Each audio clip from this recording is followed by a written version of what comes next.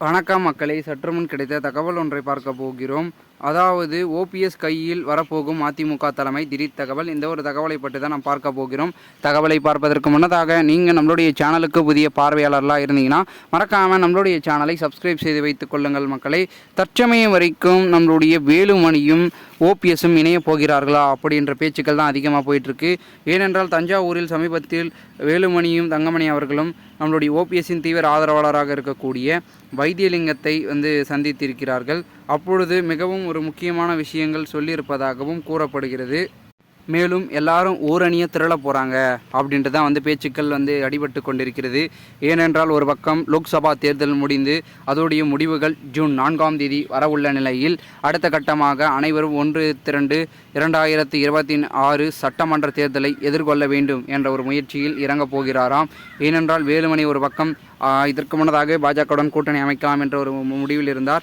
ஏனென்றால் அவர்களுக்கு அங்கு ஆதரவு அதிகமாக இருக்கிறதுனால சொல்லி கொண்டிருந்த நிலைமையில் அதற்கு எடப்பாடி பழனிசாமி, அதாவது அதிமுகவின் தலைமையாக இருக்கக்கூடிய எடப்பாடி பழனிசாமி ஒத்து வராதன் காரணமாக தற்பொழுது கூட்டணி அமையாமல் இருந்து கொண்டிருக்கிறது.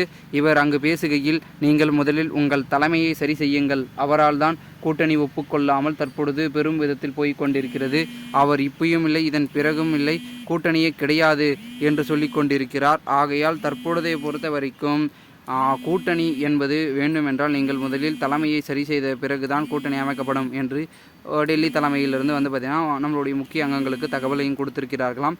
மேலும் இந்த ஒரு சமயத்தில் இது ஒரு பக்கம் போய்கொண்டிருக்க செங்கோட்டையன் அவர்களுக்கும் இபிஎஸ் அவர்களுக்கும் மோதல் என்று அரசியல் வட்டாரங்களிலும் சமூக வலைத்தளங்களிலும் பேசிக் கொண்டிருக்கிறார்கள். அதன் காரணம் என்னவென்றால் தற்சமயம் வரைக்கும் தலைமைக்காகத்தான் அனைவரும் பேசிக் கொண்டிருக்கிறார்கள் என்று கூறப்படுகிறது. இந்த ஒரு சூழலில் அனைவரும் ஒன்று திரண்டு அதிமுகவின் தலைமையை பெரும் விதத்தில் வெற்றியடைய செய்தால் பெரும் வாரியான செயல்பாடுகள் நடக்கும் அப்படின்றதான் அனைவருடைய கருத்துக்களாக இருக்கிறது. மேலும் இந்த ஒரு சமயத்தில் ஓபிஎஸ் அவர்கள் மிக விரைவில் அதிமுகவின் தலைமைக்குள் கால் தடத்தை எடுத்து வைப்பார் என்றும் கூறப்படுகிறது. அதற்கான காரணங்களும் கிட்ட நெருங்கி கொண்டிருக்கும் இந்த ஒரு சூழலில் சசிகலா, டிடிவி தினகரன், ஓபிஎஸ் இவர்கள் எல்லாரும் வரப்போகிறார்கள் என்பது ஒரு யதார்த்தமாக பார்க்கப்படுகிறது.